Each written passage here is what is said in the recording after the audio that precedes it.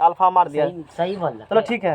तो कल जो देखे थे वस्तु ऊपर से नीचे आ रहा था और सतह चिकना था, स्मूथ सरफेस नहीं थे। चिकना था मतलब स्मूथ है ना, प्लेन था, तो घर्षण कम था। और आज जो देखेंगे लेने है क्या चला गया, चलो कोई बात नहीं। तो ठीक हम लोग पढ़ते हैं। गर्मी है सर। नेक्स्ट क्वेश्चन देखो, ऑब्जेक्टिव है, याद कर लेना इस चीज को।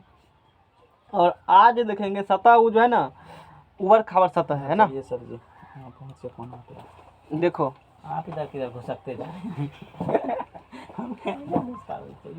पवन देव ने आया अभी, अब तारीफ से नौता तो दिए थे उसको भी, नौता दे के छोड़ रहा है, समझ रहे हो। एक बार में प्रकट होंगे, करेगा फूक तुरंत आ जाएगा। अब तारीफ नहीं सर, कल बोले थे वो क्या ऑनलाइन क्लास पंचे ऑनलाइन क्लास बाद में नहीं कह सकता, ऑफलाइन तो रहता है ना बाद में वो अवेलेबल पंचे रहता है ना अवेलेबल। तो फिर 2-4 दिन के तो बाद चले जाएंगे, फिर तो पढ़ते रहना।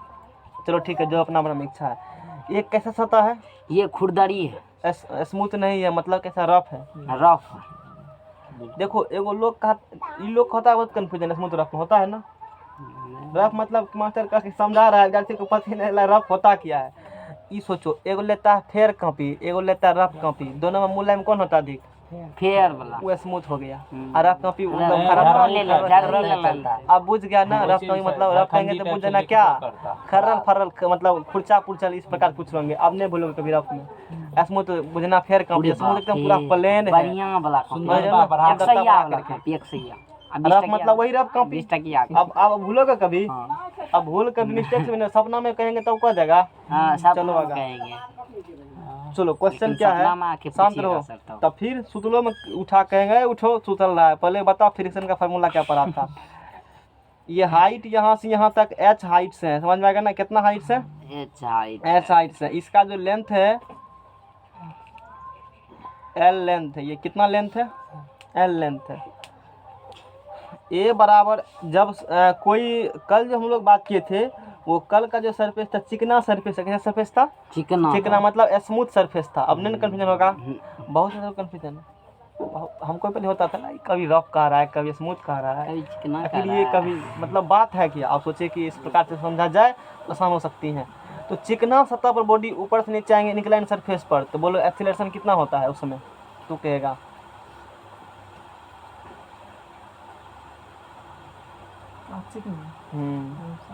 स्मूथ सरफेस तो कोई बॉडी इंक्लाइन ऊपर से नीचे आ रहे हैं उस, या नीचे से ऊपर जाएंगे, तो वैल्यू ऑफ एक्सीलरेशन क्या होती है? वैल्यू बोलो कितना होता है, कितना? tan थीटा cot थीटा, कितना थीटा? कोई बॉडी ऊपर से नीचे, हमको ये बताओ वेलोसिटी डिस्प्लेसमेंट संबंध, फार्मूला बताओ वेलोसिटी डिस्प्लेसमेंट में क्या संबंध है, पता है? तू बताओ। तू बताओ। बोले sir velocity displacement by time. शांत रहो, तू बताओ कौन सी रिलेशन इन वेलोसिटी और डिस्प्लेसमेंट? रिलेशन इन वेलोसिटी है displacement, oh velocity and time, sorry velocity and time में संबंध क्या होता है? बताओ ना ऐसे कुछ गति के समीकरण में, थोड़ा हिंट दिए, इससे देख हिंट ले सकता है। शिवम बताएगा गति के समीकरण में वेलोसिटी और टाइम में क्या संबंध है? बताए थे ना, नोनू बाबू की तरह बताए थे, उस समय ठिठिया रहा तो तुम बोलेगा वो।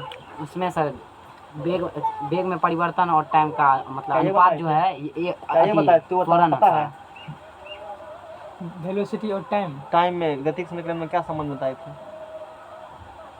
है सर वेग वाला विस्थापन बटे समय होता है ना, हम नहीं जानते हैं उस सब बात। बताओ बस, पता है शांत क्या होता है? नहीं पता है? हाँ सही दांत निकाले ठीक होत नहीं है सर। फिर से एक बार क्वेश्चन बोलिए, गति के समीकरण में वो पढ़ता लिखता नहीं है ना, क्वेश्चन बताइए। बी और वेलोसिटी में है नहीं लिखे थे, लास्ट और फर्स्ट में संबंध होता है, उसको ऐसे क्वेश्चन एग्जाम आएगा, नहीं बोले याद नहीं है सबको? हाँ सर याद। बी बराबर वेलोसिटी गैलीलियो समीकरण दिया था, उसे कि उसको गैलीलियो के क्वेश्चन भी कहा जाता है, समझ लो। बी बराबर वेलोसिटी और जो 2-3 को फार्मूला उसमें पढ़ा होगा, एस बराबर और वी एस बराबर, वो सबको गैलीलियो ने ड्राइव किया था, इसीलिए उसको गैलीलियो के क्वेश्चन माना जाता है। किसके? गैलीलियो।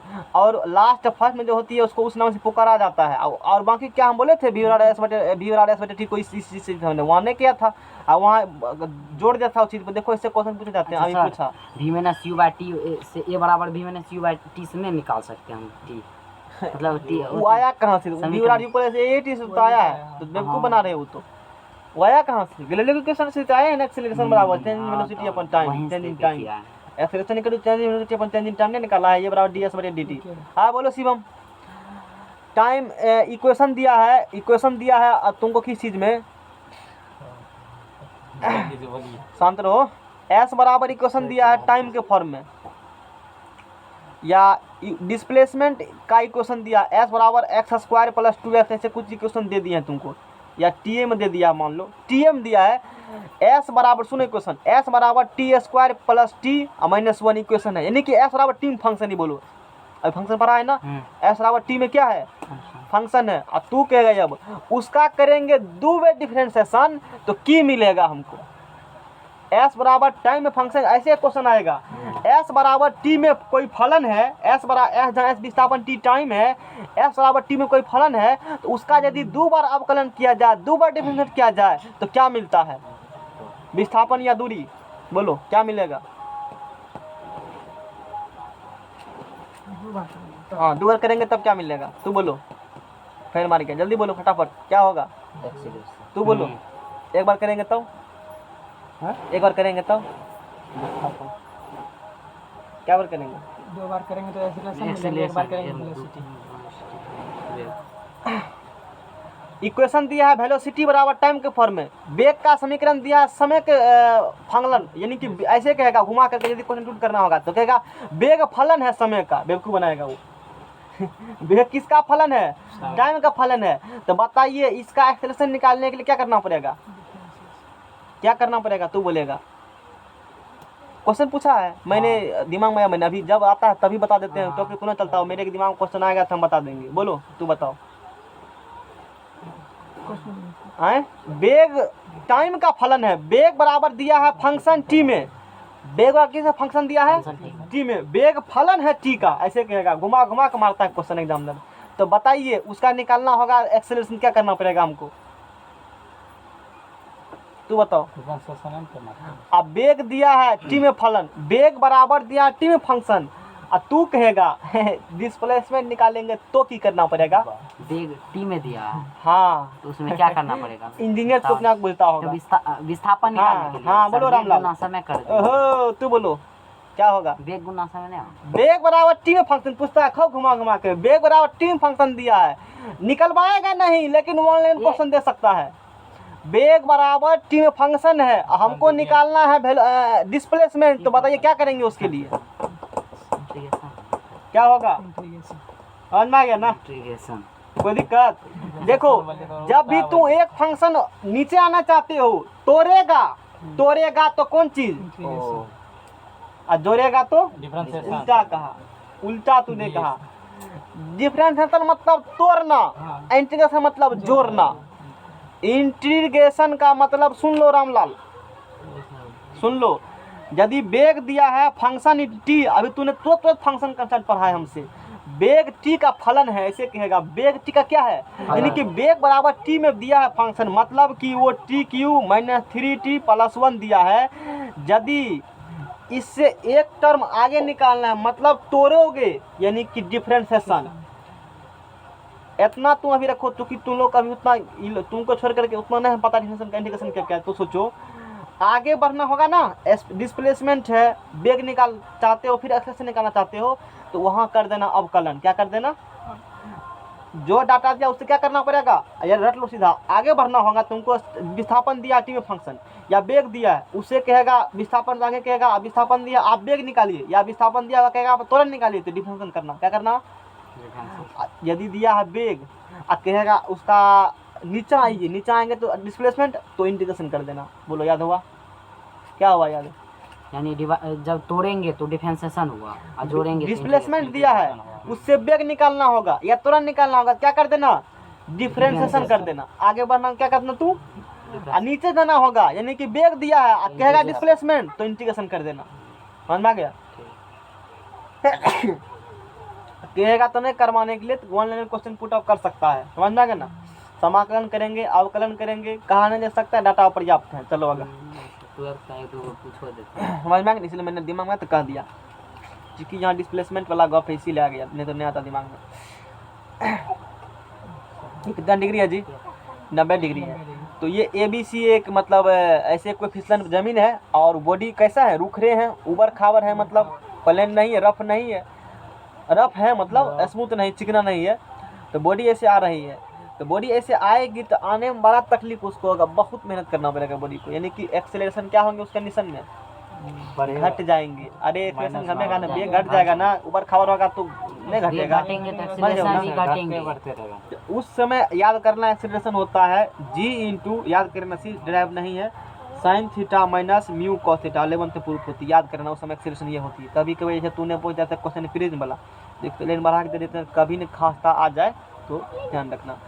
कल जो पूछे थे कि अच्छा इसी में देखो, इसी में यदि ये कैसा सतह है बताओ? रुक रहा है सही है। ये सतह खुरदरी है, ये कैसा सतह है? खुरदरी। इनक्लाइन प्लेन पर ही बॉडी फिसल रही है, लेकिन सतह का प्रकृति बदल जाएगा तो जी का फार्मूला बदल जाएगा। यदि रफ होगा सरफेस यानी कि खुरदरी होगा तो ई फार्मूला लग जाएगा, A बराबर G into sine theta minus mu cos theta. और वही यदि यहाँ पर चिकना रहेगा तो A बराबर G साइन थीटा, यही पढ़ा था ना।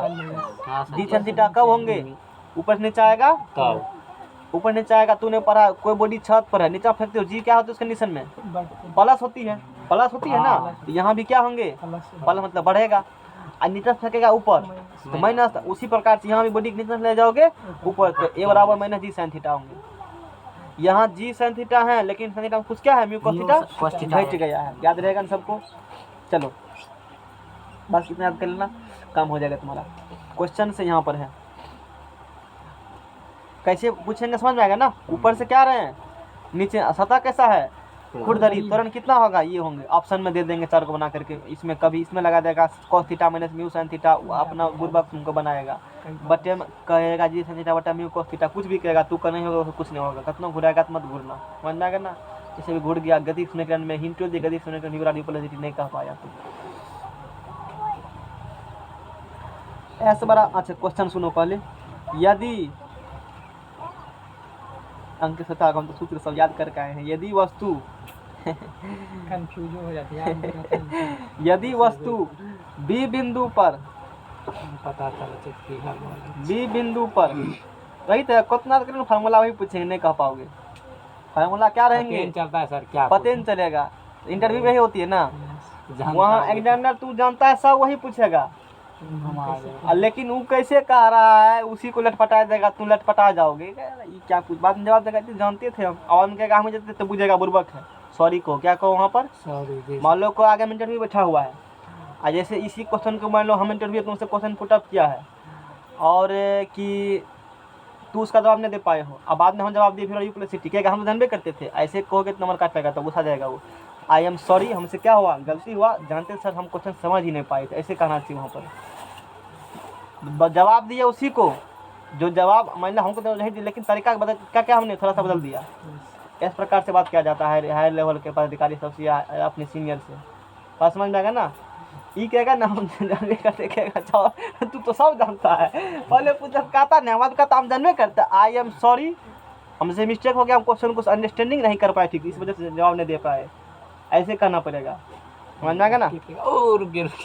रुकिए कहेगा जाओ गेट खुले निकलो यहाँ से, सिक्योरिटी ले लीजिए यहाँ से, समझ आएगा ना। जैसे उसका पराक्रम किया तू। यदि वस्तु कहाँ हो, बिंदु बी पर, किस अवस्था में हो, सब चीज सिखाएंगे बोलने के लिए, सीखो। इन्हें की कहेगा वहाँ कर नहीं, ये चीज डिसिप्लिन सिखाया जाता है क्लास से या घर से सिखाया जाता है, तबे जा करके आगे लेवल तू कर पाओगे, नहीं तो फिर चले जाओगे। कहेगा अभी कर मस्ती के बाद में कर, आदत कभी छूटता नहीं है। याद करो, जो व्यक्ति अपने बैचमेट के साथ फ्रेंड के साथ बात में गाली, तू ये गाली निकालता है ना किसी को, वो और भी किसी से गाली निकालता है। आदत छूटता नहीं है, मतलब बिना सोचे तुम्हारे दिमाग से चीज़ निकल जाएगा। यानी कि जो तुम्हारा नेचर सिग्नेचर है और तू सोचेगा बाद में हम बदल जाएंगे, तो कभी नहीं बदलेगा। अभी बदल लो, आदत लगाओ अभी से। हम लोग टीचर से बात करते हैं तो इस प्रकार से बात किए जाते हैं कि आगे वाला को बोरिंग फील या इस इरिटेटिंग फील नहीं होना चाहिए। इस प्रकार से कंफर्टेबल फील होना चाहिए, तुम्हारे साथ बात करें कंफर्टेबल हो, और उसे सीखना चाहिए धीरे धीरे, क्योंकि कम्युनिकेशन स्किल्स नहीं पढ़े हो तो धीरे धीरे उसका ज्ञान देंगे दिन दिन। तो यदि वस्तु बिंदु, कोई चीज़ कहने का तरीका होती है, एक किसी से बात करने का तरीका कैसे किया जाता है, उससे समझ में आ गया ना, वो बात होती है, धीरे धीरे सिखा देंगे सब चीज़, जो कि भविष्य में तुमको काफ़ी कम देगा। यदि वस्तु बिंदु बी पर विरामावस्था चले, वस्तु बिंदु बी पर किस अवस्था चले, मतलब u बराबर 0 था, वहाँ से विरामावस्था से चले। नंटे को लगा ये दिक्कत है ना, उसको बोलने नहीं आता ठीक से, क्योंकि वो कम्युनिकेशन स्किल्स पढ़ा ही नहीं है कभी। हूंठ गुआर व्यक्ति पकड़ के मतलब कहते, मतलब एक तरह से जैसे कहा जाता है ना लैंग्वेज के, इस प्रकार से हम लोग बात कर लेते हैं, समझ में आ गया ना। यदि वस्तु बिंदु बी पर विरामावस्था से चले, विरामावस्था से चले, तो वह कितने समय में, तो वह कितने, जाति को बर्बाद करता है, नाम आदमी को नहीं है, कहेगा तू इस प्रकार से ये कास्ट हो, वो सब गलत बात है, ऐसे नहीं लैंग्वेज यूज करता है, तू ऐसे हो वैसे हो। ए बिंदु तक पहुँचेगी, ए बिंदु तक क्या करेगी, पहुँचेगी। सतह खुरदरी है, सतह खुरदरी है। तो बताओ S बराबर UT plus half AT square, S बराबर UT प्लस, कभी कभी मिलता है ना फुर्सत कैसे बात किया जाता है, तो मारना उस पर यूट्यूब पर सर्च है कि UPSC कैंडिडेट इंटरव्यू, तो दृष्टि सब वाला सब कभी कभी कंडक्ट करते रहता है, वो सब इंटरव्यू देखा करो कैसे बात के, सीखो उससे, नहीं कि खाली देख लिए मोबाइल देखते फिल्म है। देखने और पढ़ने का मतलब रियल लाइफ में यूज नहीं होता है, तो देखना पढ़ना तुम्हारा व्यर्थ, समझ रहे हो ना, तब पढ़ने का मतलब हुआ। परम्यूटेशन पढ़ा तो यूज करो, प्रोबेबिलिटी पढ़ा तो यूज करो, तब हुआ। अभी हलाक तो नहीं, जैसे कि तूने पढ़ा है त्रिकोणमिति और एप्लीकेशन, आओगे इंजीनियरिंग सर्वे में उसका यूज़ किया जाता है। आजकल जैसे देखो आने वाले समय में देखना, पता नहीं यहाँ हुआ कि नहीं, और भी राज्य में एरियल सर्वे करेगा, यानी कि ज़मीन का जो अभी नक्शा जो निकालते हो ना जा करके कोर्ट से, वो आएगा हेलीकॉप्टर से, एरियल सर्वे करेगा, फोटो खींचेगा ज़मीन का, और फोटो खींच करके वहाँ सिविल इंजीनियरिंग वाला आदमी बैठा रहेगा, उस फोटो को मैप तैयार करेगा और ज़मीन का नक्शा करेगा तैयार, तो नक्शा तो मिलेगा ऑनलाइन। अपना ज़मीन नक्शा देखना चाहते हो तो मारो सर्च गूगल पर, अवेलेबल हो जाएगा। अभी मिलता है, आगे आने वाले समय में ऐसा होने, आने वाले समय में इतना टेक्नोलॉजी बढ़ गया है कि एरियल सर्वे कर लेगा। अब देखो जैसे कि मान लो गूगल पर खोजते हो, कहीं का मैप मिल जाता है, वो सब तो उसी कमाल है ना, सब जगह का फोटो खींच करके उसको, जैसे कि अभी मान लो सेटेलाइट भेजा गया नासा पर, जैसे इंडिया ने सेटेलाइट भेजा था कि मून के तरफ रोटेट मारेंगे, रोवर विक्रम और लैंडर, विक्रम लैंडर था, और भी क्या था, रोवर क्या था, प्रज्ञान, ऐसे कुछ था नाम, शायद ऐसे कुछ नाम होंगे, प्रज्ञान और विक्रम थे, जो भी नाम भूल चुके हैं, करंट अफेयर एक दो मिनट बंद करने से सब चीज़ खा पी के बैठ गए हैं। तो उसके क्या थे, जो मून है ना, मून का तो रोटेट मार रहे थे, तो कहा कि फोटो खींच के भेजता है, तो एक बार में एक खास एरिया की सिर्फ फोटो खींचेंगे, अब बहुत जगह के फोटो खींचेंगे। बाद में क्या करते हैं, कंप्यूटर प्रोग्रामिंग टेक्नोलॉजी के थ्रू उसको हम लोग क्या करते हैं, फोटो को जोड़ दिया जाता है, तब पूरा मून का फोटो बनता है। जैसे तू आज अर्थ का फोटो देख रहे हो, थोड़े है इतना बड़ा कैमरा अभी तक आविष्कार हुआ एक बार हम फोटो खींच लगा, अर्थ का इतना बड़ा कैमरा नहीं है, वो अलग अलग, क्योंकि अर्थ रोटेटिंग कर रहे हैं, अर्थ के अलग अलग प्लेस का फोटो खींचा जाता है, फिर इसको जोड़ के देखा जाता है, और तब उस प्रकार हम लोग बात करते हैं। जैसे कभी कई कंट्री सेटेलाइट लगाए हैं, इस प्रकार से कहते हो कि इस सेटेलाइट लगा लिया है, दुश्मन पता कर लेगा, कैसे पता कर लेगा जी, पाकिस्तान पे गिराना है, जैसे सर्दियों के अटैक करना है, क्या करेगा, इंडिया के पास सेटेलाइट है, उस सेटेलाइट से क्या करेगा, देखेगा इस इलाका में बैठे हुए दुश्मन, उस इलाका क्या करेगा, सेटेलाइट से मारेगा फोकस, उस खास एरिया का पिक्चर आएगा, और पिक्चर से फोटो आएगा, और फोटो पर एक, अभी तुम लोग नहीं पढ़े हो, कुछ ऐसे एक्सपर्ट होते हैं, किसी चीज़ का फोटो खींच लो तो वो बता देगा एक्यूरेट किस फोटो में इस गाछ है इतना मोटा होंगे और उसका उतना हाइट होगा, ये बता देगा वो, और यहाँ खाई है इतना गहरा खाई होंगे, जमीन है इतना गहरा जमीन होंगे, ये बता देता है वो चीज़ आदमी फोटो से देख के नहीं, कैलकुलेशन के आधार पर फोटो को देखता होगा ना। अभी उसका अलग कोर्स ही है, फोटो खींचा, उसका अध्ययन किया, एनालिसिस किया, और सब चीज़ के फोटो खिंचाएगा। अब मान लो जैसे फोटो खींचते हो एग्जैक्ट पता चलेगा आदमी क्या फीट का है, ना पाओगे, नहीं चलेगा, वो कह देगा इतना फीट का सब चीज़ है, और फिर उसके अनुसार क्या करता है वो सुनो, फिर हम बता दें, थोड़ा सा बता देते हैं। फिर सेना को भेजना है, चूँकि सेना उतना पढ़ा लिखा होता नहीं है, उसको उतना फीस मालूम नहीं है, वो क्या करेगा, जैसे किसी बिल्डिंग का एक, जिसे कहते हो कि एक नहीं कहते हो कि फुस यहाँ बनाते हैं कॉपी कलम पर, और एक बना लेते हैं कागज़ का, दिखा देते हैं ऐसे घर है आपका घर, यहाँ ये पार्क, ऐसे नहीं बनाया जाता है, समझ में कुछ आइडिया? जैसे घर बनाना है, यहाँ घर, यहाँ पार्क है, कभी कूट का बना देते हो ना, तो कूट का ही डायग्राम तैयार करेगा वो कौन? जो इंजीनियर हैं, जो साइंटिस्ट बना के सेना को, और वो सेना के चीज़ हम लोग समझाते हैं। और सेना का देखिए यहाँ पहाड़ है, ये इतना ऊंचा, आपको ऐसे जाना, इस घुमा करके सारा प्लानिंग किया जाता है। हमला होने से पहले सेना को समझाया जाता है, तब सेना जाता है वहाँ। इन्हें की जाने के बाद थोड़ी पहाड़ है तो इधर से घूमेंगे उधर से, सब नहीं, ये होती है। और ये सिविल इंजीनियरिंग का ही कमाल है। कुछ समझ में आ गया ना? आगे बात करते टॉपिक सुन लो। S बराबर UT प्लस क्या है, जाओगे तो जानकारी मिलेगा। S और UT plus half AT square इस प्रकार से है, क्योंकि वस्तु कहाँ शुरू किया है, B से। इन्हें सोचना कि सूत के उठेगा, हमला करना, किसी देश बचा के हमला कर देगा, वो बुर्बक है। ये ऐसे काम होती है। समझा पढ़ाई की इस्तेमाल कहाँ होती है? ये तुमको मैंने समझाया कि पढ़ाई की इस्तेमाल, फोटो खींच करके कैसे किसी कंट्री पर हमला किया जाता है, इसी थ्योरी को अपना करके। सब लिंक जुड़ा हुआ है, सबका लिंक। कम्युनिकेशन वाला का भी कम होगा, कम्युनिकेशन भी वहाँ होते हैं, कोड भाषा में होते हैं, नहीं है? पता कई बात तुमसे फिल्म नहीं होती है, कोड भाषा में बोलेगा, समझ में आ गया ना? कोडिंग होती है। चलो, रीजनिंग क्यों पढ़ाया जाता है पता है तुमको? रीजनिंग पढ़ाया जाता है कोड के लिए। मान लो तुमको कोई सूचना गुप्त भेजना है, तो सामने वाला, जैसे अभी था ना, वो अभिनव थे, अभिनंदन थे, तो वो पकड़ा गए थे, तो उन लोग का सूचना होता है, थोड़े लेंगे सूचना, इन्हें लिखे रहेगा कि इतना बजे जाएंगे, पाकिस्तान में बम गिरेंगे, ये सब वाला कुछ नहीं। रीजनिंग किस दिन काम आएगा तुमको? तू का बेवकूफ़ बना, लोग कहता है कि साला एग्जाम देंगे, सब क्या पढ़ा रहा है? अरे बेवकूफ़, सुनो काहे पढ़ाते हैं, बताते हैं। तूने अभी पढ़ा ना, फिजिक्स केमिस्ट्री अप्लाई बताता है ना, रीजनिंग क्यों पढ़ाया जाता है? मान लो किसी सूचना भेजना है, अल्फाबेट में भेजेंगे, किसे भेजेंगे? तू रीजनिंग पढ़े हो ना, तू डिकोड कर लो उसको, लिखा होगा कुछ। आप देखो, जैसे तुम्हारा क्या नाम है? अंकित नाम है ना, तो नाम क्या होता है तुम्हारा? अंकित होता है। नाम क्या है? अंकित। थोड़ा सा समझाते हैं, चूँकि आप छेड़ चुके हैं तो भविष्य बताते हैं, कभी कभी बताते भी नहीं है, याद आता तो बताते जब भी। अंकित नाम है ना, नहीं भेजेंगे इसे नाम। और तुम्हारा नाम भेजने का क्या तरीका है? नंबर से। ए का कितना होता है? मैन में MN, N कितना होता है फिर बताओ? N कितना होता है? 13, 14 होता है। K कितना होता है?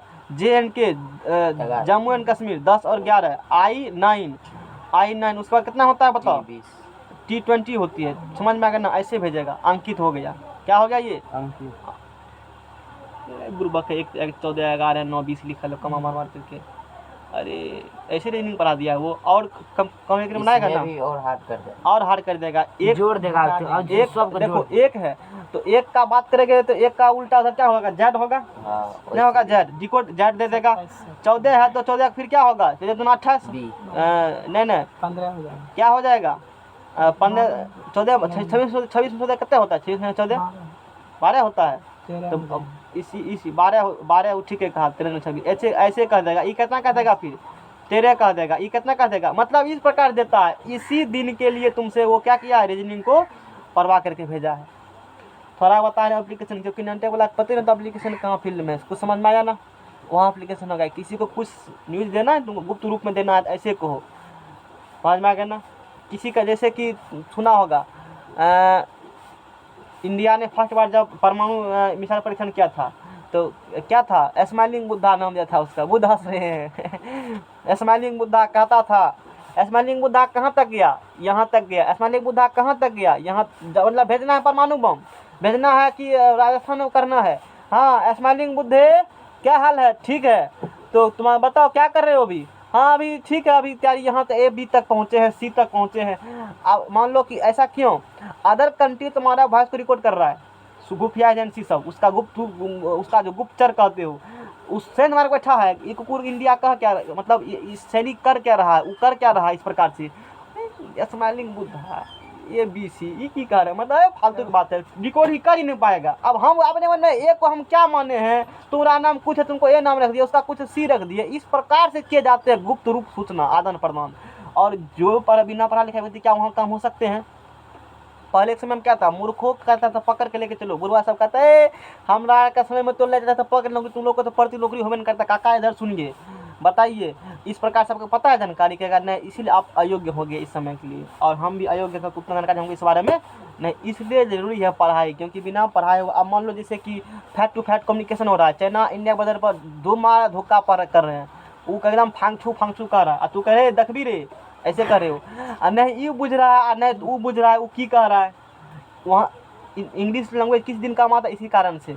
इंग्लिश कितना क्या वैल्यू दिया है, कारण सोचो कभी, क्योंकि किसी अदर कंट्री से बात करना है, तू बिहारी हो, यूपी जाओ, यूपी में बोलेगा, वो अलग भाषा बोलेगा, तो बुझे करेगा, तो वहाँ पर इंग्लिश कम्युनिकेशन किया जाता है, इस कारण से इंग्लिश ज़्यादा वैल्यू है आजकल।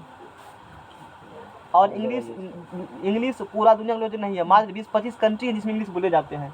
जहाँ पर कि ब्रिटिश का जहाँ पर आधिपत्य था ना, सिर्फ उसी कंट्री में गया, अपना मिसाइल छोड़ दिया वहाँ पर, मतलब अपना लैंग्वेज को प्रोत्साहित किया, तो वहाँ है। चाइना में इंग्लिश बोला जाता है, फ्रांस में इंग्लिश बोला जाता है, अफ्रीका में बहुत सारे अफ्रीकन बोलेंगे, रूसी बोलेंगे, ऑस्ट्रेलियन बोलेंगे, अपना कंट्री अलग लैंग्वेज सबका है। तो जहाँ आधिपत्य रहा ना, तो इंग्लिश क्या होती है, अलग किसी कंट्री व्यापार करना है तो वहाँ पर कम्युनिकेशन करने इंग्लिश का इस्तेमाल किया जाता है, वरना इंग्लिश का कोई यूज नहीं है। समझ में आ गया ना। ऐसा ड्यूटी प्लस हाफ टेस्ट कर जब बॉडी पढ़ने चाहेंगे, जीरो आउट जीरो होगा, उस कंडीशन में यदि बात करेंगे तो टी आउट उस कंडीशन में निकल जाएगा। यहाँ से क्या निकला, टी आउट 12 बेटा क्या निकल जाएगा। कल यहाँ हम लोग बात किए थे, करते बात सुनने का बाद में सीखना सब बात 12 अब बटे ये कितना है बताने के लिए तो काफ़ी टेक्निकल आपको जानकारी वहाँ देंगे, बहुत कुछ मिलेगा। जी का मान यहाँ कितना है बताओ, ये का मान कितना है, टेक्निकल में आओ ना, बहुत कुछ जानकारी देंगे वहाँ पर। अभी हम तुम्हारे सिलेबस से बंधे हुए हैं, बन जाएगा ना, अभी तुम्हारे सिलेबस से हम बंधे हुए हैं, इसीलिए मजबूरी है मेरा, ज़्यादा नहीं दे सकते हैं, सब चीज़ याद कर लेना फार्मूला। तो वहाँ भी 12/a था, यहाँ भी 12/a क्या है, ए है, लेकिन दोनों जगह पर जी का चेंज कर देना, मान जी दे देगा ए जी साइन थीटा, जी का मान ए बराबर दे देगा जी साइन थीटा, तो हो जाएगा प्लेन सतह के लिए, मतलब कि मोलेम रहेगा, और वही दे देगा ई एक्सेलरेशन, तो हो जाएगा ऊबर खाबर के लिए। बोलो कोई दिक्कत। नेक्स्ट चलते हैं हम लोग। अरे टाइम तो पकड़ खींच लिया, बोलने लगते तो ढेरी कोर्स बता देते हैं ना। सिलेबस तुमसे खत्म ना, एग्जाम मत तो नहीं आएगा। समझ में आ गया ना, मिलेगा समय आने सब चीज़ मिलेगी, टेंशन क्या लेते हो, सब चीज़ मिलेगा तुमको। देखो ये कोई बॉडी है, सोशल का बात नहीं होता है, लेकिन जो कहिए देखो एम मास का कोई क्या है, बॉडी है, और चूंकि वेट कम करेगा वर्टिकली डाउनवर्ड, किसी भी बॉडी का किसी सरफेस पे रखा हो, ऊबर खावर हो, प्लेन हो, अलग अलग कुछ हो, वेट हमेशा वर्टिकली डाउनवर्ड किसके तरफ कम करेगा, धरती के सेंटर की तरफ कम करता है। और वो वर्टिकली क्या होती है, डाउनवर्ड, चाहे बॉडी इंक्लाइंड हो, यहाँ बॉडी रखा होगा तो वेट ऐसे काम करेगा, यहाँ रखा होगा बॉडी किसी तरह का, से वर्टिकली डाउनवर्ड हमेशा वेट कम करते हैं। समझ में आ गया ना। तो बोलो इसका मास होंगे, तो मास होगा तो इधर भार कम करेगा, तो वर्टिकली डाउनवर्ड इसका क्या होंगे, ये वेट हो जाएगा। ये क्या होते हैं बताओ, ये अपना क्या हो जाते हैं, वेट हो जाते हैं। आप बुझा क्यों पढ़ाया जाता है इतना, कुछ आइडिया लगा ना, इसीलिए क्या पढ़ना चाहोगे, इसी कारण पढ़ाया जाता है। समझ में आ गया ना। इसी कारण से बॉर्डर पर किसी और को भेजेगा, और अंदर किसी और को भेजता है, यही मेन रीजन है कि वहाँ थोड़ा सा फराट इंग्लिश तुम देखते हो ना, जितना भी फर्स्ट एग्जाम होता है ना, इंग्लिश बहुत जरूरी वहाँ पर है। मैं यही कारण से सब एग्जाम जितना पुलिस एग्जाम होगा सब इंग्लिश बढ़िया पूछता है सबको, इसी कारण से। अब बैंक में भी देखो आजकल क्वेश्चन, देखो एग्जाम में कैसे क्वालिफाई होती है, देखो तू किसका करना चाहते हो तैयारी, और उसका डिमांड क्या है। एयरफोर्स जाना, इंग्लिश रखो ठोस, बैंक में इंग्लिश रखो ठोस, कैलकुलेशन रखो ठोस, क्योंकि वहाँ जरूरी है। अलग अलग बैंकिंग में रहोगे, अलग अलग आदमी जगह से आते हैं, लोकल लैंग्वेज तो समझ ही नहीं पाते हो, इंग्लिश में बात करो, टॉकिंग कर लो, समझ में आ गया ना। ये जरूरी इसलिए है, कोई दिक्कत। इंजीनियर को उतना मतलब इंग्लिश से, हालांकि वो लोग इंग्लिश ठोस ही रहते हैं, फिर भी उतना मतलब नहीं है, क्योंकि वो तो लोकल लैंग्वेज में काम करेंगे, लोकल एरिया में काम करें, तो उन्होंने देहाती लैंग्वेज चाहिए तो उसको, हेरे हुरे वाला लैंग्वेज, हुरदंग बचा देगा पकड़ करके। चलो यहाँ दिस इज एम मास का बॉडी यहाँ प्लेस किए गए हैं, और इसका वेट काम करेंगे mg cos थीटा। तो इसके जस्ट अपोजिट क्या काम करते हैं, इसका रिएक्शन, एक्शन रिएक्शन काम करेंगे ना। इसका क्या मारेगा नीचा तो वो मारेगा ना ऊपर, तो रिएक्शन फोर्स काम करेंगे किधर, ऊपर काम करेंगे। रिएक्शन फोर्स क्या हो गया आर, अब बॉडी जा रहा है इधर, तो फ्रिक्शन कहेगा नहीं नहीं नहीं नहीं इधर चलो, इधर चलो, नमन चूस देंगे, इधर चलेगा।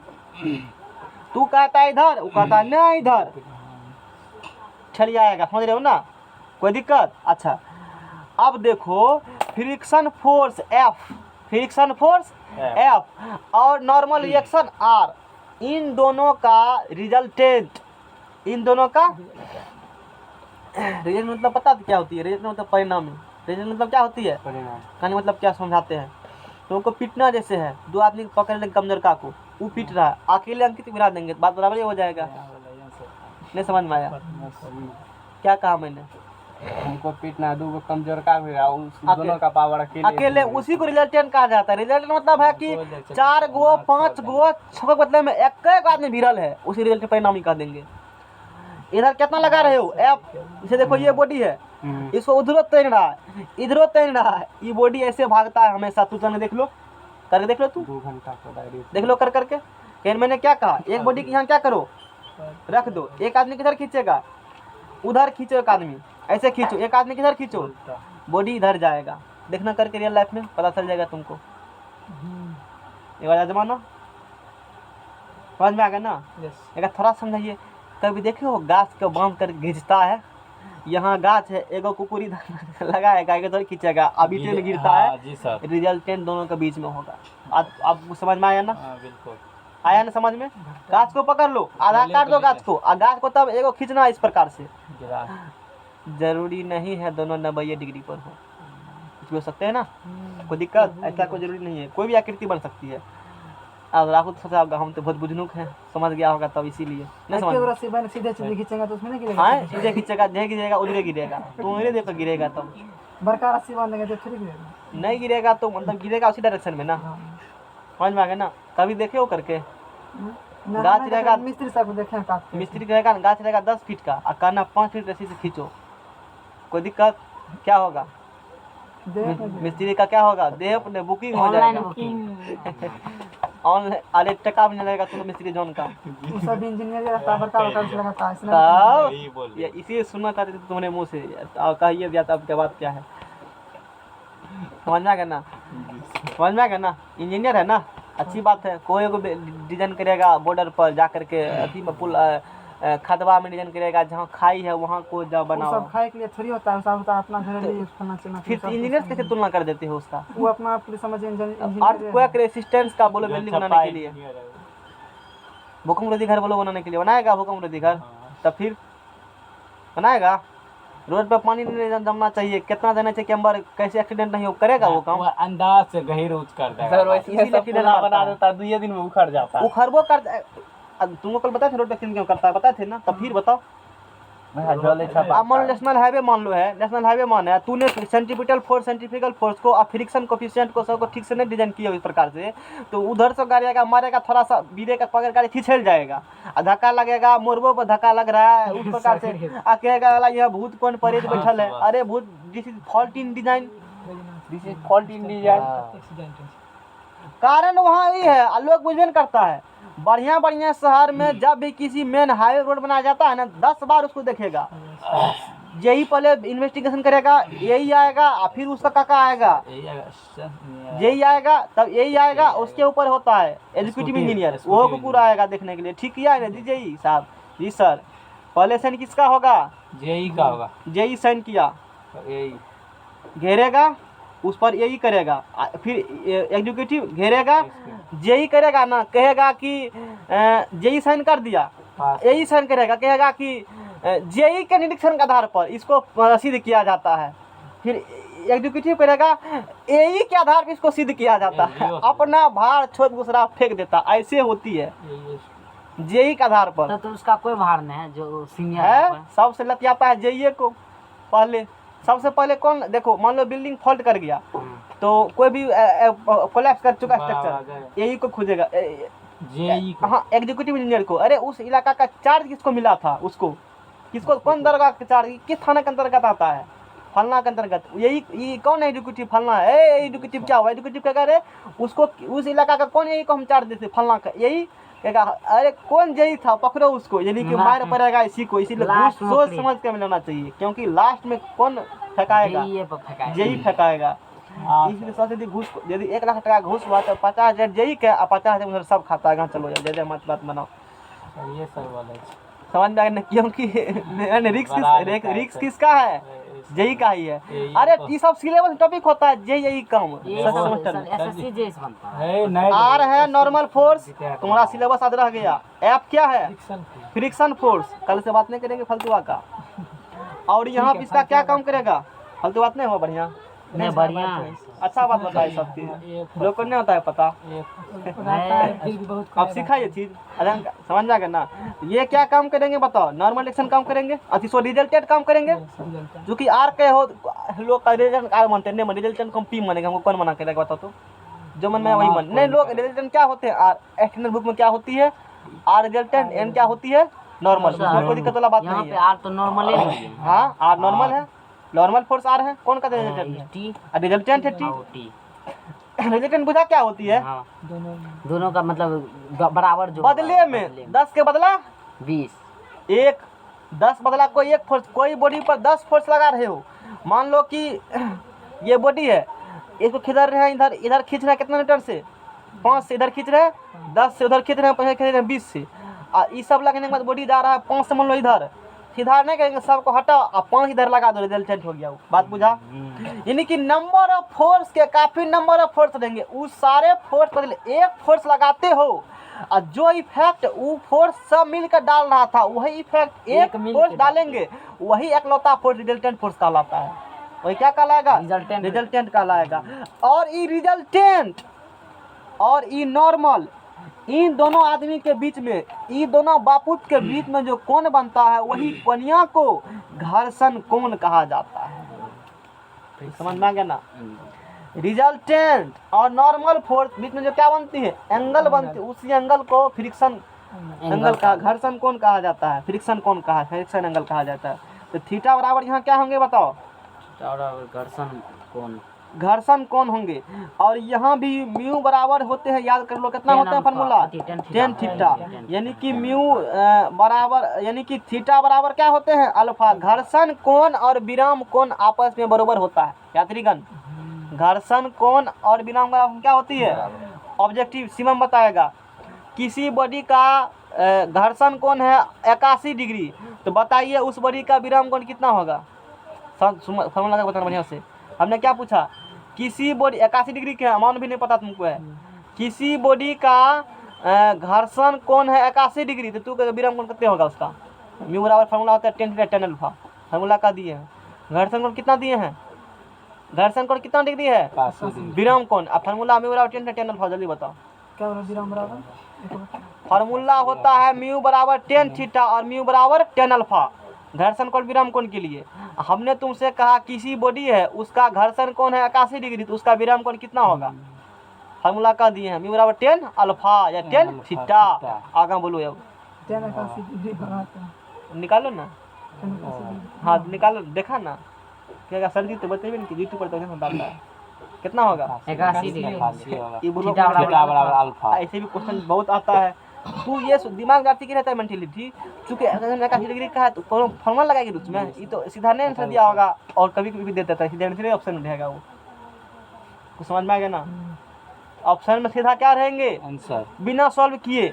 तो सोचिएगा 81 डिग्री दिया है तो सॉल्व करके नहीं निकालेंगे, लगाओगे टेन अल्फा थीटा, कुछ नहीं लगाना है, ओ 81 दियो हो, थीटा बराबर क्या होते हैं, जितना विराम कोण उतने घर्षण कोण, दोनों बापोता उसमें क्या होंगे, बराबर होंगे।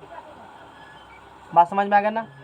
अब बताओ, अब चलो ध्यान देना, तूने क्या पढ़ा था कल, अभी पढ़ा था विराम कोण बराबर क्या पढ़ा था? थीटा। देखो क्वेश्चन कैसे फेंकता है। विराम कोण कौन सी बराबर, म्यू बराबर क्या पढ़ा था? टेन अल्फा पढ़ा था ना। म्यू बराबर क्या होते हैं? Tan alpha. और घर्षण कोण बराबर क्या पढ़ा है? Tan theta. अब सुनो सुनो सुनो यात्रीगण सुने, किसी बॉडी का घर्षण कोण है 11 डिग्री। कितना है? 11 डिग्री है घर्षण कोण। तो बताइए उस बॉडी का विराम कोण कितना होगा? ई कहेगा नहीं 11 नहीं होगा सर। इस बॉडी का, मैंने क्या कहा, एक बॉडी है उसका घर्षण कोण कितना डिग्री है? 11 डिग्री। उसका विराम कोण फार्मूला लिखल है यहाँ पर। घर्षण कोण क्या डिग्री है? घर्षण कोण है 11 डिग्री। लिख देते हैं, दिक्कत होता है। सुनो सुनो, घर्षण कोण कितना डिग्री है इस पर तो नहीं बताएंगे। अब नहीं समझा तो ब्रह्मा भी तुमको नहीं समझा पाएंगे, कहेंगे जाओ तू हमारा रचना से बाहर है। घर्षण कोण क्या डिग्री है? 11 डिग्री। अब फार्मूला ये होता है, तो यहाँ विराम कोण फार्मूला ये है, तो विराम कोण निकालो यहाँ से, होगा ना? शांत राहुल कहेगा कितना होगा? घर्षण कोण कितना डिग्री दिया है? 11। अब विराम कोण का फार्मूला ये है, तो बताइए विराम कोण क्या डिग्री होगा? 11 फार्मूला ये है 11 रखो ना 11 तो 11 डिग्री मन निकालेगा तब ना। सर 11 ये होगा। तू तो बुझनुक हो यार, तू तो पढ़ा लिखा लब है। अब नहीं फंसोगे ये दोनों में, कब बोल रहा फंसा देखें दो को खबर आता है, ई कह देगा वो मांग लेगा, अरे निकाल ले वो अल्फा मांग देता है। यहाँ पे कहूँ दिल रहेगा तब ना, घर्षण कोण इतना है तो ये रखिए, विराम कोण नहीं। अरे तू चालू बन गया, देगा लैंग्वेज में कहेगा ना, वो कहेगा डाटा में थोड़ी बोलता। तो तू पकड़िए लगा उसको घासा वो कैसे कहेगा कोई बॉडी नत समतल सतह पर घुमा घुमा के इतना हिंदी- डिग्री बनाता अब है। तीन हिंदी देगा कि चीनी हाँ बना हाँ देगा। चीनी बना देगा दिमाग, समझ रहे हो ना। और सॉल्यूशन है एक लाइन का, समझ रहे हो ना, उसका आंसर मिलाना है। लेकिन लैंग्वेज के माया जाल में ये फिजिक्स का माया जाल है, आप लोग इसमें फंस चुके हैं। आप बताइए कितना होगा। वही 2-4 गो और क्वेश्चन जानते हो वो पोस्ट में कहे देगा 10 का रेडी गुण इतना होता है, ऐसे भी बनाता है कितना मारो माने दे देगा 10 का डिग्री का, कहेगा आप बनाइए तो देगा साथ 10 का ऑप्शन में जो 10 मान लो 3 हुआ है तो हो रहेगा लिखल 3। अब तू सोचेगा ये पूछबो किया है 10 का मानो दिया, इसका पूरा मतलब यूज तो को पक्का दिए होगा कम यूज, से कम क्या। उसका कोई यूज नहीं है, सीधे आंसर मारो अगर ठीक आगे बढ़ो। मतलब अपने आप लोग विश्वास होता नहीं है, भरोसा तोड़ देगा तुम्हारा, तू उसका भरोसा तोड़ देना, उसके मौनसुआ पानी फेर देना। नया पेज ला जल्दी से। ऐसे एगो क्वेश्चन था कहता चल भाई बता जी। तो 3 हाँ, प्रतिरोध तो का जोड़ेंगे, तो एगो है इधर से एगो छोड़ के उल्टा कर दिया, फिर उसके बाद दे दिया सब कुछ। उसका हम समझ के पहले शून्य होगा अथी सब कुछ, विद्युत धारा बहबे नहीं करेगा उधर से। आर लंबवत प्रतिक्रिया है, ऐसे ऐसे क्वेश्चन से ट्विस्ट करना होता है, टॉपिक वही रहेंगे लैंग्वेज का माया जाल में तुमको फंसा लेंगे क्वेश्चन को। तो बढ़िया से पढ़ो क्वेश्चन को, जवाब देना नहीं है बहादुरी, क्वेश्चन को पढ़ के समझ देना बहादुरी है। जो पढ़ के समझ गया 50% 150% तो खाली टिक लगाना है। आर लंबवत प्रतिक्रिया है, टी है परिणामी, टी क्या है परिणामी यानी कि रिजल्टेंट है। नेक्स्ट पेज लाओ। आईटी लेवल पढ़ा रहे हैं ना, हाँ पढ़ा रहे हैं, अगले जन्म में पढ़ाएंगे, ऊपर में मिलना हम लोग से तब। झटके फुर्सत में हम लोग IT का है। लेवल ऊपर जब हम लोग मिलेंगे ना तब एगो स्पेशल बैच देंगे IT मेरे लेवल में कोई दिक्कत वहाँ पढ़ लेंगे हम लोग, ठीक है। पूरे हटा ना Next तू पे खोल लाओ। के तोरा IT अरे लेवल जो 4 दिन का जिंदगी है, जी लो बढ़िया लेवल से। में रहा दे, 4 दिन। IT लेवल ले ला 4 दिन हुआ ना, इतने टाइम लगता है 4 दिन। वो चलिए इज्जत बहुत बना है। के जी लो। इज्जत बना के जी लो, समाज का भला करो। चलो आगे नेक्स्ट पेज लो। उसने राहुल ये जगह पकड़ आजकल समाज में भांति भांति के लोग ले लिए हैं जन, समझ रहे हो ना। भाई तरह हूं भी लड्डू चलो आगे पढ़ते हम लोग। घी लड्डू जियो लड्डू निकाल कर बेचो। घी लड्डू कहा ना खास ना कहना लोग घी लड्डू है, समझ में आ गया ना। पूरा सब बाबा से देखा खासते हैं कितना अच्छा लगता है। पकड़ करके एकदम पकड़ के मारेगा, पकड़ के निकाल दिया पकड़ के, समझ रहे हो ना। राहुल को आश्चर्य लगता होगा, तू भी बूढ़ा होगा तो ऐसे ही करेगा। अरे हम लोग साथ साथ में करेंगे। अच्छा हम लोग बूढ़ा होंगे साथ में घूमेंगे दूसरे के घर पर, बच्चा सो का भाषण करेगा, तू बुढ़वा की बोलेगा। कहना अरे जब हम लोग का समय था इलाका का शेर थे, अभी तो हम लोग को बुढ़वा कह रहा है। यही अभी वो कहता वही बात। तो हम लोग बूढ़ा होंगे ना उसके घर बहुत बैठेंगे, चाय पानी पिलाओ, कहेंगे नहीं पियेंगे चाय, उसमें फलना रहता है। 100 कानून पढ़ाएंगे, गुजलती ला घोर करके। एक पर गया हो बुढ़वा सटिया के। एक पर डायल करिए, समझ रहे हैं ना, वो लगेगा कॉफी कॉफी ऐसे कहेगा, समझ रहे हो ना, कॉफी 1 पियेंगे। 9 13 चलो आगे तब तुम लोग कहता हो बुढ़वा सटिया के। सचिया गया है। सर इंग्लिश से बात करेगा। चलो घर्षण कोण क्या होता है, घर्षण कोण का परिभाषा सुनो, एक समय आएगा ना। चलो यार बोले नहीं तो भाग यह सतह की लंबवत प्रतिक्रिया, चलो पढ़ लो। सतह की लंबवत प्रतिक्रिया और है ना, सतह की नॉर्मल फोर्स और घर्षण यानी कि F, घर्षण फ्रिक्शन फोर्स F तथा लंबवत प्रतिक्रिया के परिणामी, लंबवत प्रतिक्रिया के परिणामी के बीच का कौन है, इससे भी क्वेश्चन आती है। अब पूछता है इन्हें घर्षण कोण क्या होता है, इन्हें पूछेगा, कहेगा ये घर्षण में कौन किसके बीच बनता है, ऐसे पूछेगा। डिफरेंस नहीं पूछता है, किसके बीच बनेगा घर्षण कोण। और समझ में आ गया ना। तो कब, तो पेज लाओ, इससे पहले वाला पेज लाओ। देखो तो ये घर्षण कौन से बना है, तो पहला बात ये नॉर्मल फोर्स और फ्रिक्शन फोर्स। नॉर्मल फोर्स ये ठीक नॉर्मल फोर्स, ठीक है। नॉर्मल फोर्स और फ्रिक्शन फोर्स के बीच में जो बनता है रिजल्टेंट, ध्यान सुनना फिर से बार करें, नॉर्मल फोर्स और फ्रिक्शन फोर्स के बीच में रिजल्टेंट बनता है। वो रिजल्टेंट और जो नॉर्मल नॉर्मल फोर्स है, उन दोनों के बीच में जो कोण बनता है ना, उसी को कहा जाता है घर्षण कोण। यानी कि ये परिणामी और रिजल्टेंट के बीच का कौन परिणामी, रिजल्टेंट एक तो हुआ, परिणामी और रिजल्टेंट, और दूसरा नॉर्मल, उसके बीच का क्या होती है कौन, उसी घर्षण। यानी कि ये पूछेगा घर्षण कोण किस बीच बनती है, तो बोलेंगे रिजल्टेंट और नॉर्मल बीच में बने कोण को क्या कहते हो, घर्षण कोण कहते हो। कह दोगे ना, लंबवत लिखा हुआ, या सतह की लंबवत प्रतिक्रिया, सतह की लंबवत प्रतिक्रिया नॉर्मल फोर्स, और घर्षण ये वाला घर्षण, उसके बीच में लंबवत प्रतिक्रिया बीच का बल, समझ में आ गया ना, उसके बीच का। चलो ठीक है, आगे हम लोग बात करते हैं। अभी क्या पढ़ा तूने, अभी तूने पढ़ा कि घर्षण कोण, घर्षण का कोण तथा विराम का कोण, विराम मोबाइल गिरा नहीं फूटा, अभी फूट हो जाएगा, तुम्हारा मोबाइल नहीं गिरा, तुरंत रख लेता है जेबी में। आंसू भाई जी गिरा है सर। एक बार ना कहना कि लाओ बात करते हैं, गिरा देना, कहना सॉरी मिस्टेक हो गया। घर्षण अभी पैसा कमा रहा है, 10 मोबाइल तब नहीं लेगा। घर्षण का कोण सर आने वाला है 1-2 महीना बाद 20,000 आने वाला है।